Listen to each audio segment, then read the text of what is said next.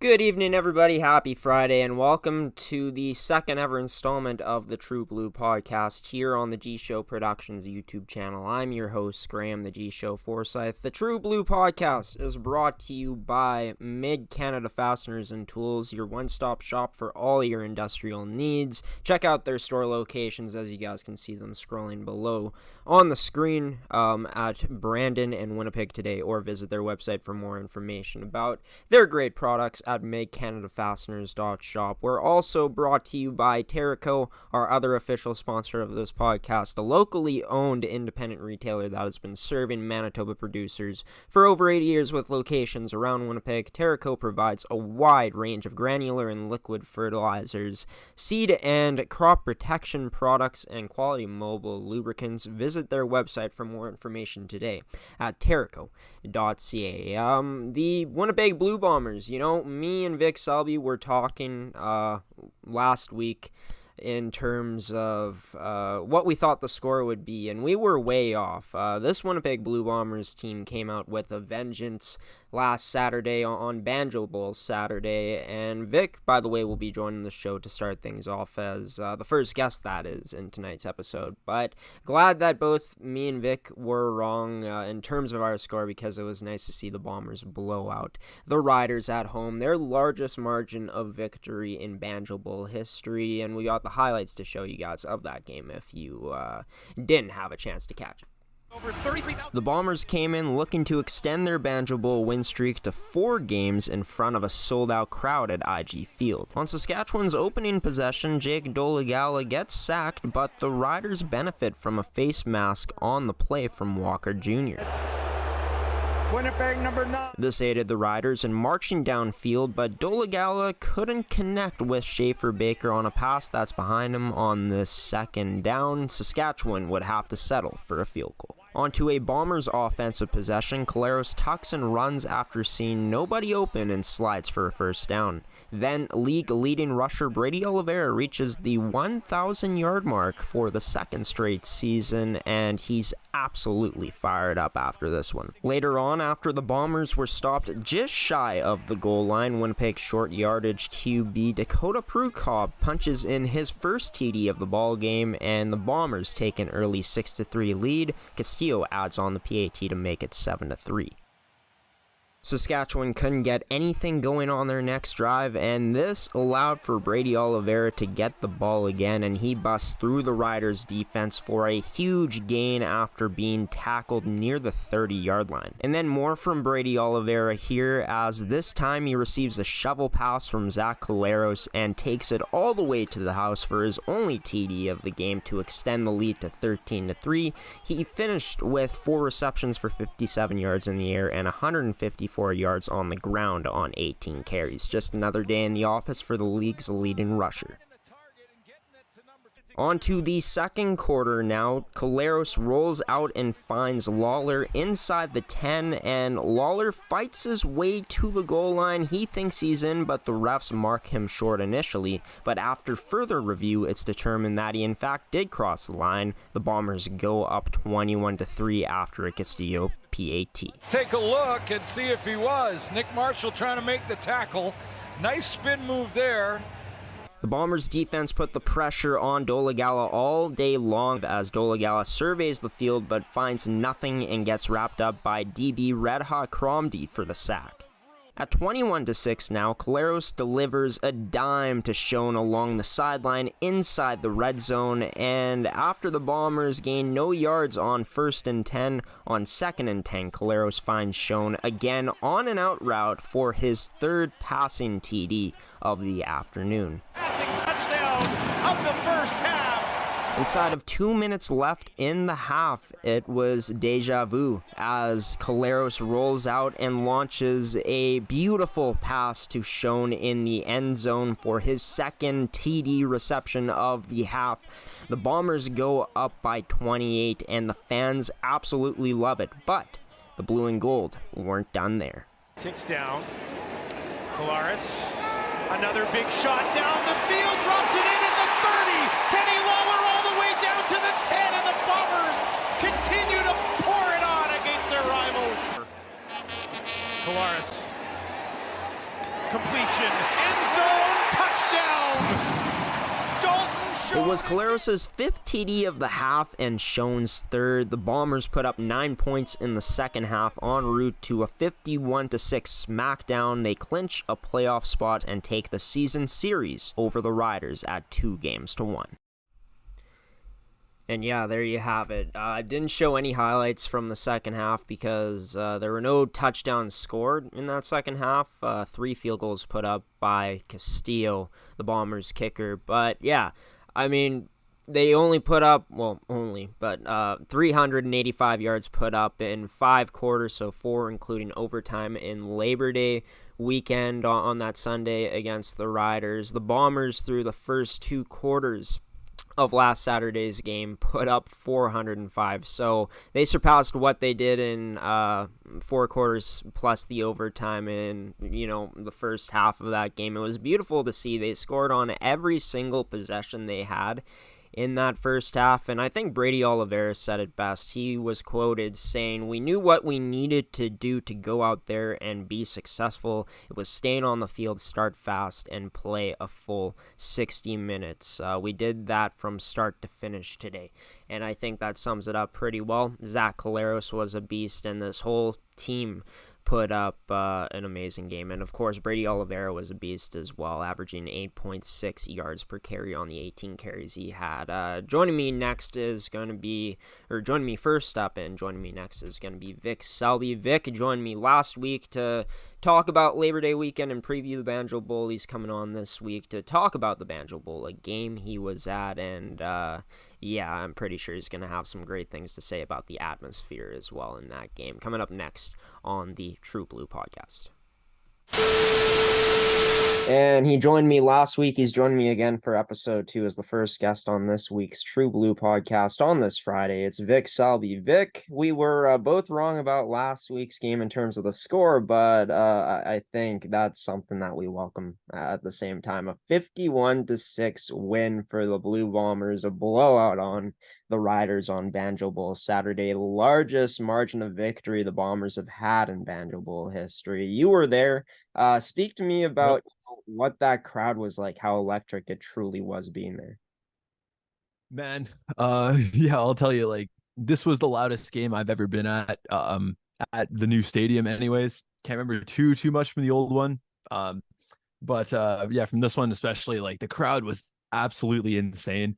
The ticketing crew, I don't think was ready to even handle this kind of like intensity and stuff, because there was like when the opening kickoff happened, there must have been, I don't know, 5,000 people outside of it. It was insane. Just how many people were out there. But inside, the atmosphere was unbelievable. Every single thing that happened, the crowd was just insane. Yeah, definitely one of the most fun games I've ever been at. Yeah, and it was a fun one to watch. Most of the scoring happened in the first half. The Bombers won the game after that first half, putting up a massive 42 points on the Saskatchewan defense. And yeah, I mean, just from looking at it and, from the highlights that were shown here to start off this show, the crowd was into it, really pumped up, and that energy was one of the highest levels of energy I've seen on camera in recent memory at a Blue Bombers game. And there's been some pretty special games in the past 3 years for this Bombers club. But got to talk about Zach Collaros. He was on fire. I brought up he had a 6-game turnover streak in terms of interceptions heading into this one. Well, he snapped that, played one of the best games I've ever seen Zach Collaros play. 18 for 21, 5 touchdowns, 319 yards, and that was only through 3 quarters. Most of that came in the first half. The 5 TDs all came in the first half from Zach. But talk about what it was like, witnessing him perform like that, and your take on Zach Collaros' performance. Yeah, I mean, like, I think that we kind of touched on it a little bit before the game, and I think we were right when we said Zach's going to come out and play. Like, we're going to see the best of him no matter what. And yeah, I think we absolutely got it. There was even a point midway through the second quarter. Actually, no, a little bit more towards the end. I think the second last touchdown pass he threw, where right after he made this throw, like, it kind of came out of nowhere, and me and the guy I was with both just said to each other, "Zach is mad." And I think that's exactly what it was. Zach was taking out a lot of anger over both the loss and then obviously the suspension with Robertson there. And I think we just got to see what a really, really pissed off Zach Collaros looks like. And it was a beautiful sight.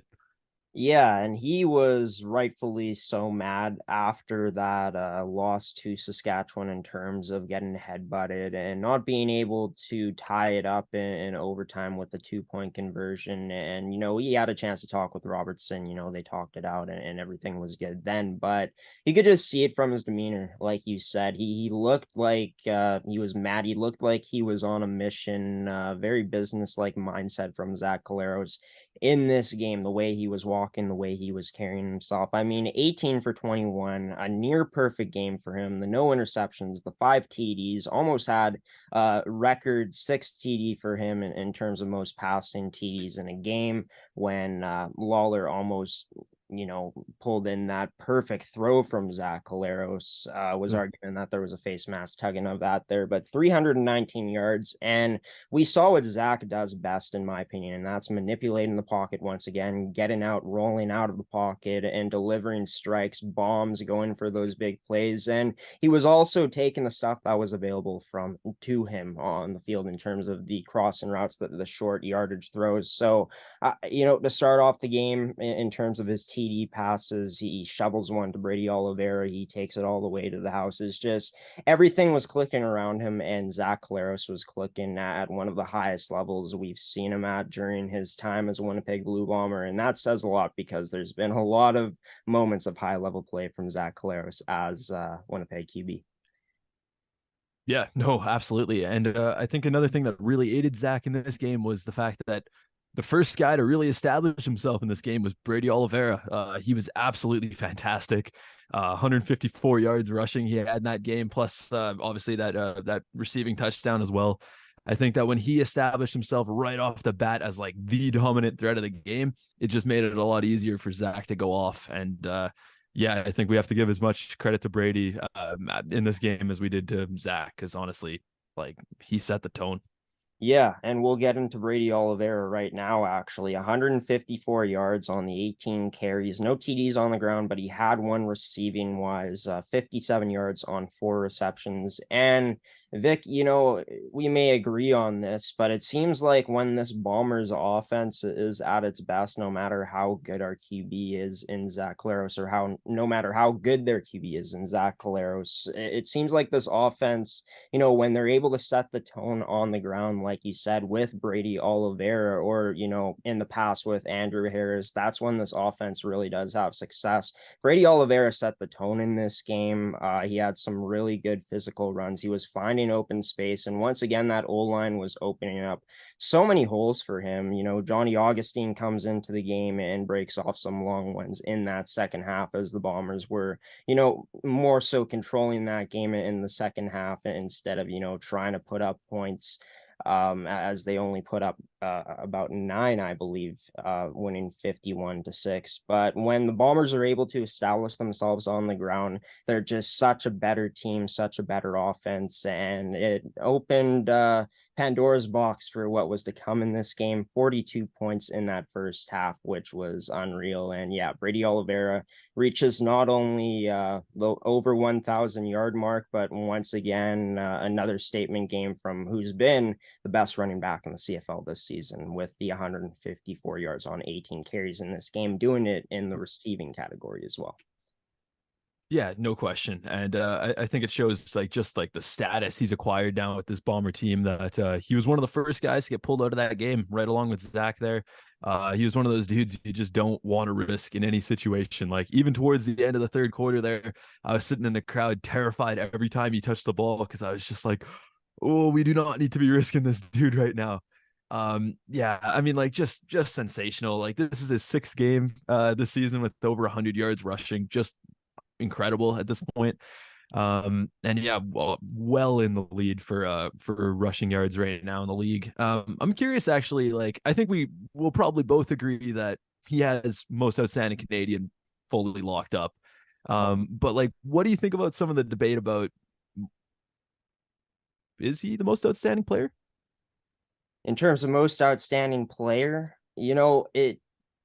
it could go to a skill position type of player like Brady Oliveira. I just feel like, it usually does go to a quarterback. And, For sure. with how guys like Zach Collaros have been playing this season, as well as a guy like Chad Kelly over in Toronto, it's going to be interesting to see what ends up happening. But I think one thing to note about Brady Oliveira is that, last year he wasn't obviously at the same level. He's been getting better and better in terms of his development over time in the starting position, where we've seen it accumulate into this season. So I think that, that's an interesting question you bring up, because as good as Zach Collaros has been, like I said, this Bombers identity at the end of the day on offense is to establish the run game and punching, the short yardage plays in with, the long drives that they have. So I think that Brady Oliveira could honestly have a case this year if he continues to put up the types of games that he does, as the season goes along, as we inch closer towards the playoffs. He could very well be playing himself in the conversation of most outstanding player in the league. Yeah, and I mean, I think the last guy who actually won that in the CFL, I believe John Cornish won that at some point. Might have to check that, but yeah, I mean, like I don't think Brady's on pace to have like that level of season there, as Cornish did that in 2013 ish. I want to say, I don't know, don't quote me on it. But like I think he's putting up maybe the best rushing season we've seen since then. And yeah, like seriously, he just turned 26 years old in August. Yeah, I think we have another good 4 or maybe 5 years left of this, and I'm excited to see where he can grow from here. It's amazing because of the stuff he does off the field as well, rescuing Mhm. dogs and the stuff he does Yeah, there, as well as him being a Winnipeg boy. It's yeah, great to see him thriving and succeeding in amazing. this environment. And yeah, I mean, I feel like Zach Collaros probably gets the nod at MOP in terms of the nomination from the West. If anything, just given that he's you know played at such a high level at points this season. There's been a bit of struggles with Zach, but overall, I think that after that game, what they did against Saskatchewan, I think that he starts to, go back to cruising in terms of his play as Mhm. this season comes to an end. But 42 points put up in the first half. Let's give some credit to this defense as well, because they go out and limit more of the yards for Saskatchewan. Dolegala was yeah, he really wasn't having a great time back there. The amount of pressure the Bombers were getting on him, the ways they were covering the Saskatchewan receivers. Dolegala only had 113 passing yards, 15 for 21, pretty good completion percentage. But yeah, they shut out the Riders in the second half, only gave up 6 points in this game in total, those both being field goals, and only 223 yards given up. Speak about, what your thoughts were on this defense's performance. Almost a perfect game. Yeah, no, it's hard to imagine how they really could have been better there. I think we speculated a little bit last week about whether or not the Bomber crowd would have anything kind of an effect on Delegala and his play, given that he's never really had that experience. And I think that did definitely happen, but the defense definitely deserved their credit. They were absolutely sensational. It outside of like maybe honestly like their first drive of the game, I never really felt like they were threatening us in any way. Yeah, obviously like 6 points in a game, it's hard to do much better than that. Honestly, they're fantastic. Yeah, it was aided that first drive of Saskatchewan getting downfield. They're able to benefit from a penalty by the Bombers. They put up a field Mhm. goal there, but guys like Willie Jefferson only had one tackle on the game, but his energy was at such a high level. Jackson Jeffcoat forcing that fumble, stripping the Saskatchewan player in that third quarter. It was the only thing the Bombers really didn't accomplish up until that point was forcing a turnover, and then Jackson Yeah. Jeffcoat got it. But the ability for them to not only get pressure on QBs, but also to show that they can lock it down in terms of their coverage by their DBs is what makes this defense an all-around threat week in and week out. The only thing this Bombers team really gives up on defense is the out routes, but they're able to close in and make the tackles. And I think in this game, they were really thriving off of that momentum, the energy that was provided by not only the crowd, but the offense too. So it was a Mhm. complete team game, a complete effort from this Bombers team, and a huge bounce back as they clinch a playoff spot, the second team to do so after Toronto did it against the Alouettes earlier on Saturday. Yep, no, for sure. All's looking good right now. Injury report as well is relatively clear. I mean, we did just find out Jackson Jeffcoat is out this weekend, unfortunately. He's gonna be replaced by Haba, who I think has been really good for us. I think we also touched on him a little bit last week, going from the active roster, playing a key role to the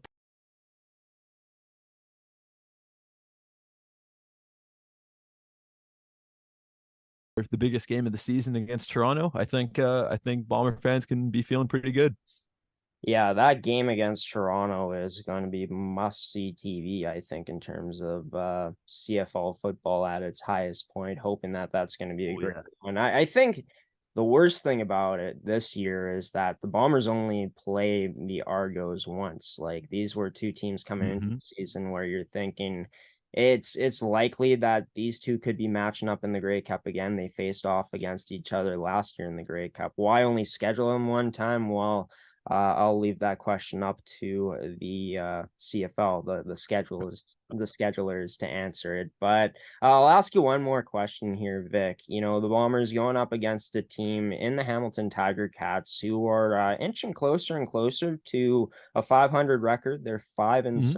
Obviously, they got a lot to play for still, as who knows if a team from the West ends up crossing over, but a Hamilton team that's going to be very hungry at home to beat this Bombers team that's locked up a playoff spot and heading into a bye week next week.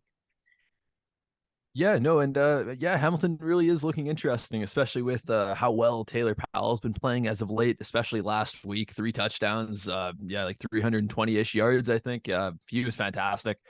So yeah, like they're definitely no pushovers, and I feel like they always get up to play against us as well, especially given that it is at Tim Hortons Field. I think it's going to be a fun one. I'm looking forward I'm looking forward to seeing what they can do. Yeah, I'm most interested to see how the Bombers come off of this big win this week and how they translate it. If they're gonna, maybe not take Hamilton as seriously going into next week. I think they do. I think they always treat their opponents equally, no matter who it is. Even though there's been times where the Bombers seem like they have come out flat, but I think that we're going to continue to see Brady Oliveira establish himself. I think that Zach's going to build off of this big last game that he had against the Riders on Banjo Bowl Saturday. And yeah, I expect another complete effort from this Bombers team heading into Hamilton in their last week before their last bye week of the season. Vic Selby joining me on this edition of the True Blue podcast. Vic, great to have you on again. I'm sure we'll do it again at some point soon as the season comes to an end. Very very soon at this point. Absolutely, man. Yeah, thanks so much again for having me. Of course, man. You take care. You do. And Vic Selby joining me on this edition of the True Blue podcast. Great to have him on. We ran into a technical difficulty there where it was a black screen for a moment, so my apologies about that. Buck_shot_kid, thank you for tuning in and to this edition of the True Blue podcast. Really appreciate it, man. You bring up an interesting point. Argos going to sick guys they don't have a bye week until the playoffs. Could definitely be the case. I mean, trying to stay healthy and stuff like that. But I feel like there's just so much. There's still, games left after the week that the Bombers play them. And I feel like, this is going to be the only matchup these teams play this season, of course, against each other. So it's going to be a good test for not only the Bombers and the Argos if they were to play each other.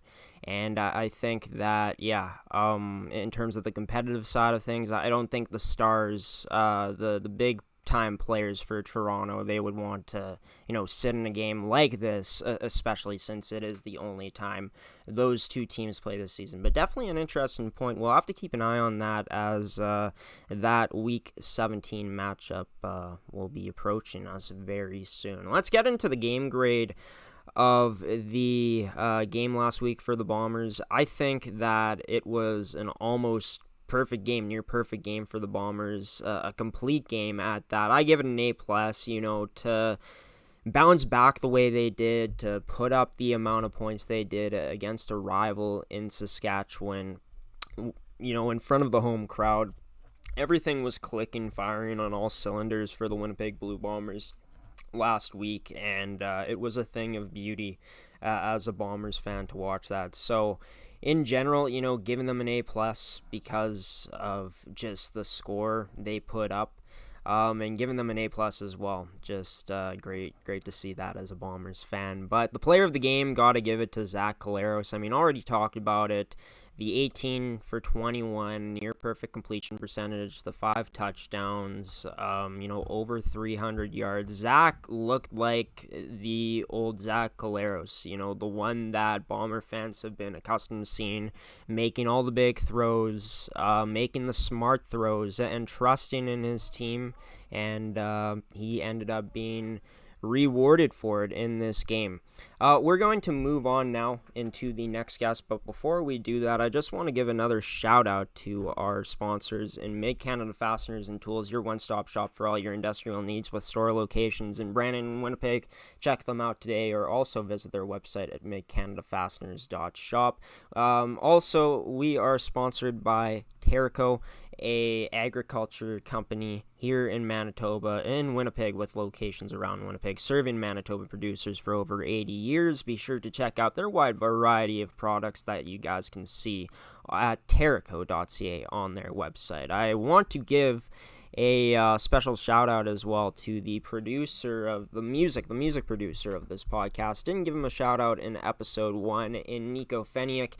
We've linked his TikTok down below. He does a lot of great work there. He showcases his talent, so be sure to check him out. But thank you to you, Nico, a great friend of mine, for producing the intro and the outro, as you guys will hear it at the end of this episode. No tailgating this week.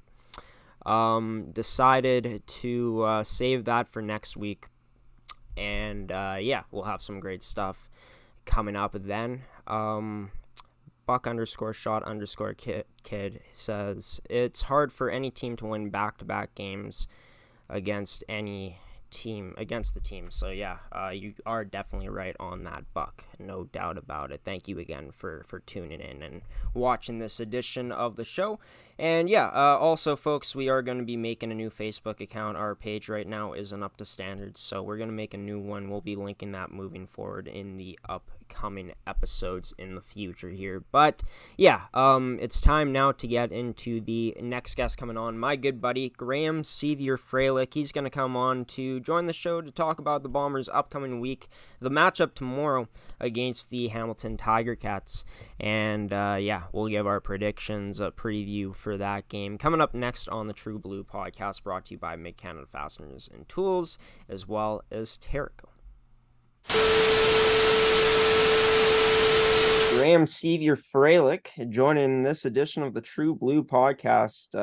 It's crazy. I've never been in another class with another Graham up until last year, and now we're in the same journalism major program at Red River College in the creative communications program. And we had class this morning. Now we're at each other's homes or at our own homes to do this recording of the True Blue Podcast. Graham, How are you, man? Since about 2 hours ago, since I last saw you. Literally like 2 hours ago. Not too bad, buddy. How about you?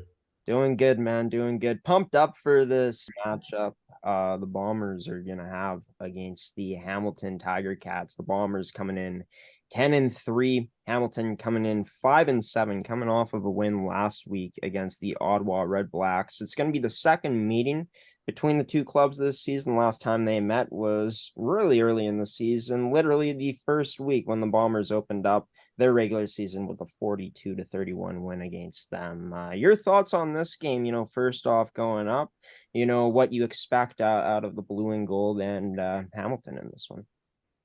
Well, it's going to be interesting. I mean, the Bombers, honestly, and I watch every game, I can't honestly say that I think that they've had a complete 60-minute effort in any game except the Banjo Bowl this year, which we just saw last week. They've had some great games. They kind of fall off a bit in the fourth quarter, in my opinion. Some people might disagree with me, but I think most Bomber fans would generally say there's whether it be at the start of the game, like it was in Saskatchewan 2 weeks ago, or the end of the game, they kind of fall off and they let the other team catch up like they did against Hamilton in the first week. They're going to need to play Toronto at some point, and they're going to need to beat them. And to do that, they're going to need to play a complete 60-minute game. I think they just did that. I think what they need now is to build off that and do it again against Hamilton. And then you mentioned what's Hamilton going to look like. I mean, Hamilton's a really interesting team. I had a chat with Vic Selby, who you guys are going to hear from, I'm pretty sure, on this podcast later or before. But either way, Yep. Before. Okay, well, you guys would have already heard about him. But anyway, we were talking at the beginning of this season about how, the Bombers beat the Ticats. But I said to Vic, I'm pretty sure that's not really indicative of how this year's going to go. They're just way too good of a team with too much talent to be, sat on like the Bombers did. I mean, they have, James Butler, Tim White, Jameer Thurman, Bo Levi Mitchell. And then, obviously I'm wrong. They're 5-7. But they are a good team. And Taylor Powell's been all right. He's their third string quarterback behind Shills, who's also hurt, him and Bo Levi Mitchell. He is top 7 in passing yards. He's thrown for over 1,500 this year, so that's something. But really, when you're looking at how their year's gone versus how the Bombers' year's gone, you can't. There's no way. I wouldn't even. I don't know what the spread is, but whatever it is, I honestly couldn't even pick Hamilton to cover, just the way it's been. So for the Bombers, yeah, you got to give it in that. You got to just show up, play the whole game. Because football, a lot of it is about habits, right? And for Hamilton, they have talent. They can use that. And actually, Graeme, last year, the Bombers played in the Banjo Bowl. They kicked the crap out of the Rough Riders, just like they just did last week. And then the following game, I think, if I'm not mistaken, was in Hamilton. And Hamilton destroyed the Bombers. It wasn't even close until the Bombers kind of narrowed the spread a bit in the fourth quarter. So anything's possible, but for the Bombers, it shouldn't be a competition, so don't let it be. Yeah, and going back to before the season started, I remember having a conversation with you in the car, and I remember saying I wasn't sold on Bo Levi Mitchell as the Hamilton Tiger Cats QB this season. Obviously, we haven't been able to see that really play out because of the injuries he sustained. But yeah, I think you're right. This Hamilton Tiger Cats team has a lot of talent on paper, but it hasn't exactly translated on the score sheet. You take a look at their defense. In terms of the statistics, they're near the bottom of the league in almost every defensive category, while Winnipeg is near the top in all defensive categories. Offense, it's very much the same. And yeah, I think the big thing I'm looking at this game is how do the Bombers follow up on last week's blowout win and continue to build on good habits heading into a bye week where they'll be facing off against the best team in the East and a top 2 football team in this league after the Bombers have clinched a playoff spot. I think that, this team moving forward has to find ways to build good habits because it ain't going to be easy come playoff time. And these are games that you got to have. And we've seen this season where the Bombers haven't exactly come out and dominated against these lesser teams, but they found ways to win in other facets of the game, whether that's, you know, if the offense isn't exactly clicking, the defense picks it up. And I think that as the season has gone along, this defense is really came into its own in Winnipeg. I think near the start of the season, there were times where there were some lapses, but they've cleaned stuff up. They get so much pressure on the QBs, even though they don't always come away with the sacks in terms of batting down balls and making them feel uncomfortable. So I expect for the Bombers in this game coming up to put the pressure on a guy in Taylor Powell, who at the end of the day is a third string QB on paper. And the biggest thing I'm looking at is Zach Collaros to continue to build off of the performance from last week. Not expecting, you know, the same type of almost perfect game from him exactly, but looking for him to continue to take care of the football like he did last week, as he came into last week with a 6 game turnover streak. And I expect for a guy like Brady Oliveira to continue to establish the run game for this Bombers team like he has all season long. And if Winnipeg can do that and continue to capitalize on their opportunities like we saw them do against Saskatchewan the week before in Banjo Bowl, I don't see Hamilton competing against this Bombers team of this Saturday come tomorrow. No. And actually, one important thing that you sort of touched on it, like the Bombers have something to play for. They have clinched the playoffs, yeah, but they're still in a race with BC. Ever since, the 2 weeks ago the Bombers lost the Labor Day game to the Rough Riders, like, BC's home, they're back within one game. And the division race is absolutely, it's the opposite of the East. It's not cleaned up yet. Like the Blue Bombers have a long way to go. They have to keep winning. And so, yeah, this game on paper, like at least given the records, seems like low hanging fruit. So you better, have a 60-minute game against a team like Hamilton, because to be honest with you, I'm not sure who BC's. Do you know who BC's playing this week? Yeah, BC's playing against the Red Blacks this week and at home. After the Bombers play tomorrow, of course, the doubleheader happening tonight, and the Bombers taking on Hamilton to start things off tomorrow, BC being at home. So that's a game that, very winnable for BC. So can continue with what you were going along with your point here. Yeah, BC's probably going to win that. So that means the Bombers, if they want to stay on top, if they don't want to end up in a tie again with BC, they got to win. Something to play for, which actually I think, now that the Bombers have clinched a playoff spot, I think that's probably a good thing. You need something to play for. Obviously we loved seeing that season they had last year where, 15-3, they're just beating up on teams, running them out of the park. And at the end of the season, it's like kind of like, for example, the game they played NBC at the end of the year, it might as well have been a preseason game, right? Nothing to play for. And then, they didn't win. Is that why they didn't win? Not necessarily, but I remember in 2021, similar situation where it was clear the Bombers were going to finish first in the division.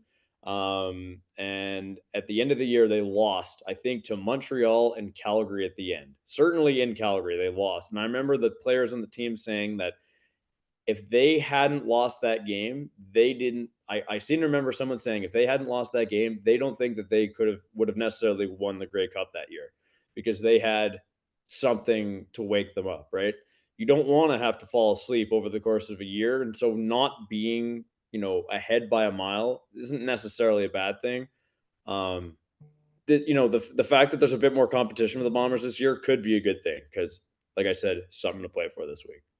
Yeah, and I think it's worth noting that the core that the Bombers have built, it's a year older. So yeah, I think even going back in the last year, I think the year prior it was when the Bombers were just blowing teams out of the water. Last year it was more close games from what I remember, but the Bombers were proving how great of a team they were overall and finding ways to close out games in different ways, especially, in the fourth quarter. I think that, after the bye week for the Bombers, they have their two biggest games of the season, because you got Toronto coming up after the bye week, and then you got BC to finish off the season series, where if it were to come down to a tie at the end of the season for first place, that head-to-head would really matter. And we know how BC blew Winnipeg out of the water in their first matchup, and then Winnipeg, gave them a response of their own in that second game in Winnipeg, and really blew the doors off of them. But I think for this week coming up, like Taylor Powell, he's looked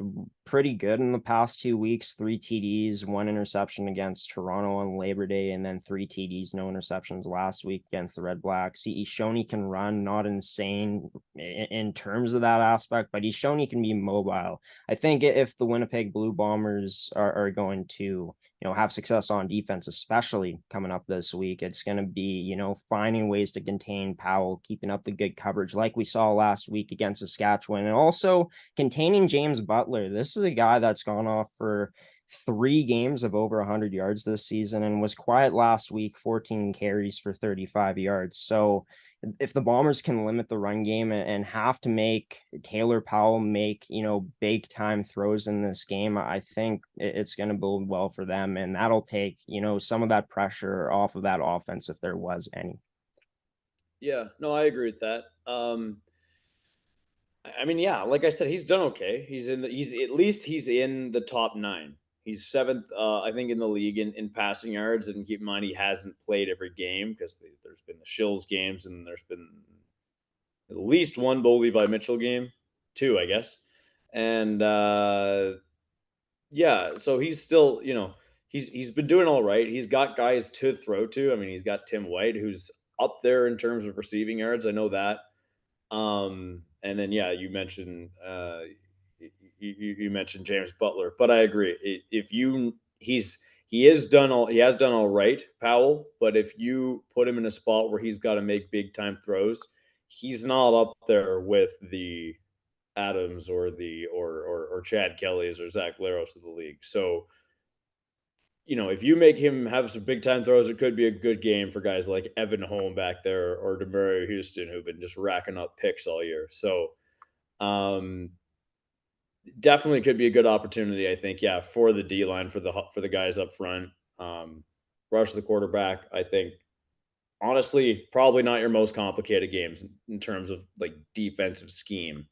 Yeah, against a team like Hamilton. Well, let's get into it right now, actually, Graham. We've pretty much alluded to it, what our predictions, basically are for this game. But, go off of some points, what you think, the keys to the game are going to be for this Bombers club, and what you see the score being come the end of this week in Hamilton. Oh, okay. Well, if I have to pick a score, I mean, okay, you know what? I will just be completely honest with you. When I predict Bomber games, they always lose. So, and I'm a pretty superstitious guy. But just for you, I'm going to do it. And if the Bombers lose, it's this guy's fault, everybody. I guess I'll hold myself to it. Yeah, there you go. If the Bombers lose, it's this guy's fault. I think if they can rush the quarterback, they can probably hold Hamilton to a pretty good extent. If I had to make one prediction, I would say no fourth quarter points for Hamilton. Maybe, I'm not going to come out and say nothing in the second half, but I think it could really well be one of those no fourth quarter point games for the defense, which they've had a whole bunch in the last few years. And I think, let's say 32-12 for the Blue Bombers. I think, they have some pretty athletic guys on defense, the Tiger Cats, but the Bombers just have too many weapons. And that's going to be something you talk about, like in terms of a storyline for every single Bomber game. And it's ever since Kenny Lawler's been back. Because that actually, I've noticed Dalton's shown a lot more since Kenny Lawler's been back. He had a hat trick last week. Lawler just opened. I mean, and that dude can make catches that nobody else in the league can. So he's always going to have a highlight reel catch pretty much every game. He's probably going to have a 100-yard receiving game pretty much every game. Dalton shown benefits from that a lot. And then guys like Drew Wolotarski benefited a lot from that too. I could see the Blue Bombers having a good game offense, like pretty much in every facet of the game if they show up. So yeah, 20-point win is my prediction. How about you? I agree with pretty much everything you said almost. I think that you're so right on the Kenny Lawler situation, how bringing him in has just made this really skilled receiving core as special as we've seen it, since he's been back. Dalton Schoen was big time last season. In his rookie year, he started off the year, slow for his standards, but has really picked it up. Drew Wolotarski is having one of the best years I've honestly seen him have, the safety blanket of this Bombers offense for years. But I think that I'm going to not give my score prediction yet, but I think that the only way the Bombers lose this game, like honestly, like in Saskatchewan, is if they beat themselves. And credit to Saskatchewan, then talk about it on this show how they were executed. And I think if the Bombers execute at the high level they have been, putting up the amount of points they have been putting up on offense, not many teams, if any, can beat this team in this league. And I think that if the defense stays disciplined in their coverage and the routes and gets pressure on Taylor Powell and forces him to make the big throws like we've talked about, and if the Bombers can get it going on the run game and Zach Collaros continues to do the special teams he's been doing behind that O-line when he's been at his best, rolling out and firing absolute missiles down the field to his receivers, and Castillo is doing what he's doing, I don't think this game is going to be close. Like we've talked about, there have been games this season where the Bombers have played against teams like Edmonton when, they were winless, or a team against Ottawa when they ended up blowing that lead. It was the Bombers not executing at their highest level. I think that they come out, and I'm not sure if we see their highest level this week, but I think they're going to ride off the momentum from last week, know that they have to take care of business heading into the bye week, knowing that it's one of the biggest game, if not the biggest games of the season, coming up Toronto afterwards. And I see the score being 38-9 for the Bombers this week, and Hamilton coming away with the W. Oh, I like that. I like that. If you would allow, I have 2 points extra kind of to bring up here. One thing is, in terms talking about getting pressure on the quarterback, Hamilton's got 3 O linemen are hurt. One of them is Chris Van Zyl. I honestly don't watch the Ticats as much, given that I'm a fan of a West Division team. But I mean, Van Zyl's been around. He's been in the league a very long time, and definitely leadership there, I would imagine, at very least, is missing for Ottawa. And then they got Kemp, and I shouldn't even attempt the other gentleman's name, number 69, who's injured. They also have a couple D linemen out, including Cedric Wilcox, who used to be a Blue Bomber. And the line of scrimmage is just so important, right? In football, obviously, that's where the whole game is played very often. So that'll definitely be the disadvantage for the Tiger Cats. And then for the Bombers, injury wise, there's like 2 guys on the injured list for the first time all year. They had some guys back in the Banjo Bowl, and they just look completely healthy. I know there's a couple guys who are banged up a little bit in the Banjo Bowl. They're just looking from the guys who missed practice this week. But it doesn't sound like anyone actually is hurt to the point where was hurt in the Banjo Bowl to the point where they're going to miss time in an actual game. So really just the injured list is also huge for this game too. The Bombers are healthy. There's no reason why, something like one of the scores we predicted should happen. And if it doesn't, I think it's gonna be shooting yourself in the foot. It's gonna be a self-inflicted wound if you don't bring home a game that, on paper is this favorable to you. Yeah, and I think that, the Bombers have proven they can go out on the road and beat teams, even though 2 of their losses have come on the road this season. Won't have the home crowd behind them. I'm sure that the fans in Hamilton, they're going to be rabid until the Bombers can, maybe squash that momentum that maybe that crowd is trying to draw up for their hometown Tiger Cats. Graham Sceviour Freilich joining me on the second episode of the True Blue podcast. I'm sure that, we'll find some time to do this again this year coming up, man. You'll also probably be doing some other content for us at GShow Productions here this year. So enjoy the game on Saturday coming up tomorrow, and enjoy your weekend. I'll see you on Monday, man. You too, man. Thanks for having me on. And Graham Sceviour joining this edition of the show, or he likes to go by GSF as well, also goes by Graham Sceviour, but thank you to him for coming on and joining this edition of the True Blue Podcast, brought to you by Mid-Canada Fasteners and Tools, as well as Terraco. And yeah, in terms of the Bombers, they play tomorrow at 3 p.m. Central Time in Hamilton, taking on the Hamilton Tiger Cats. And the second game of tomorrow's doubleheader in the CFL is the BC Lions at home, of course, against the Ottawa Redblacks, as mentioned. Right now, the Saskatchewan Roughriders with a 13-10 lead at halftime over the Edmonton Elks. Edmonton coming into this game at 3-10. Saskatchewan at a .500 record of 6-6.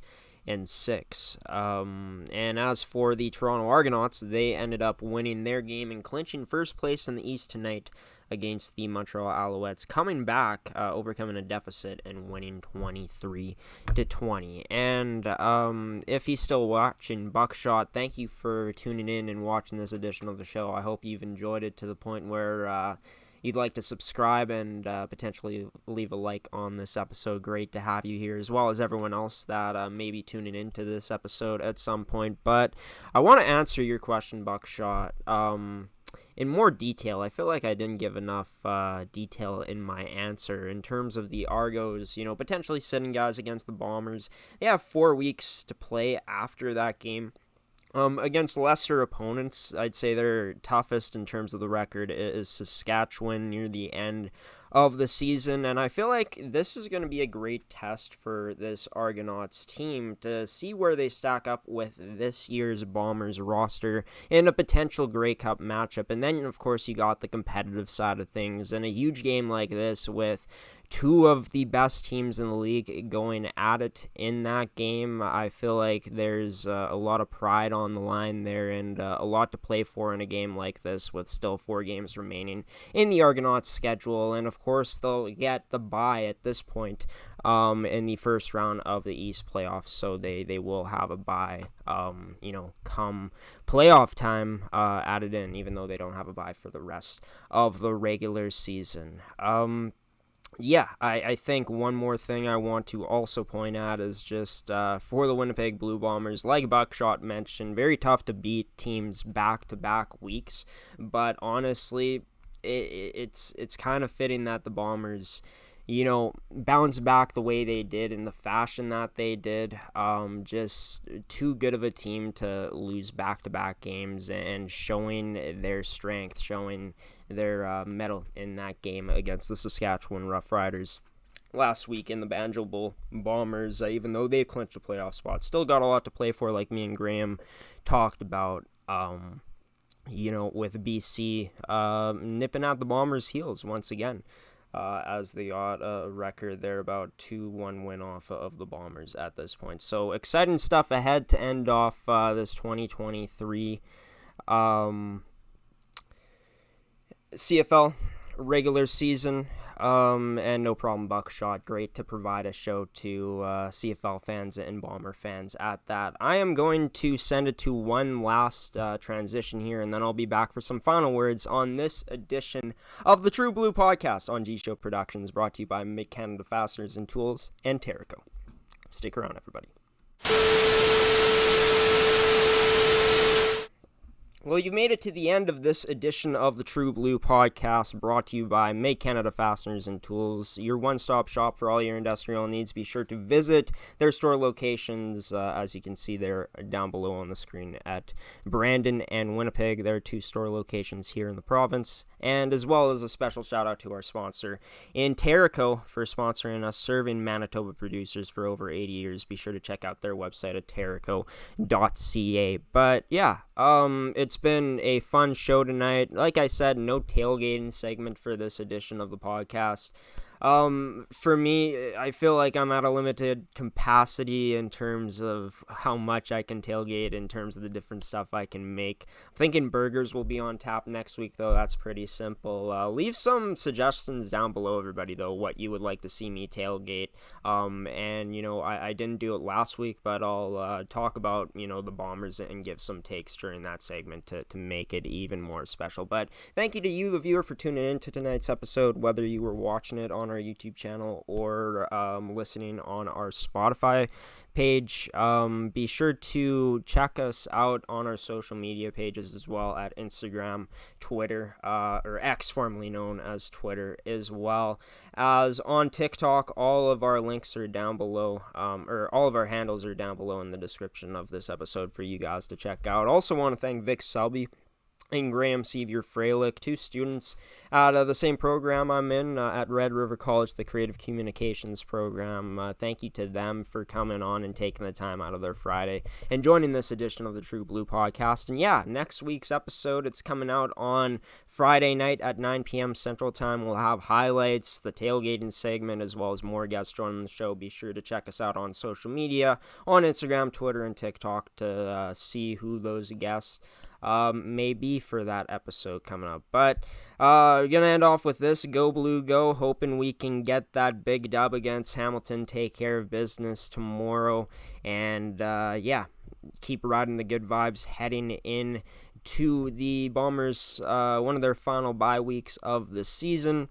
Me and Graeme gave our score predictions. We don't really see the game being close, but maybe it will be. Leave your thoughts in the comments on what you think the score will be for this game tomorrow against the Hamilton Tiger Cats at Tim Hortons Field for the Winnipeg Blue Bombers. I want to give a special shout out again to Nico Feniak, the music producer of this podcast, for producing the intro and the outro, as you guys will hear coming up. But it's Friday night. I'm sure y'all have some other stuff to go out and enjoy to get to. So I'm going to leave you with this. I've been your host, again, Graeme, the GShow Forsyth, giving you the peace out, giving you the salute, and saying so long and good night on this Friday night. Until next Friday for episode 3 of the True Blue Podcast, I'll see you then, everybody.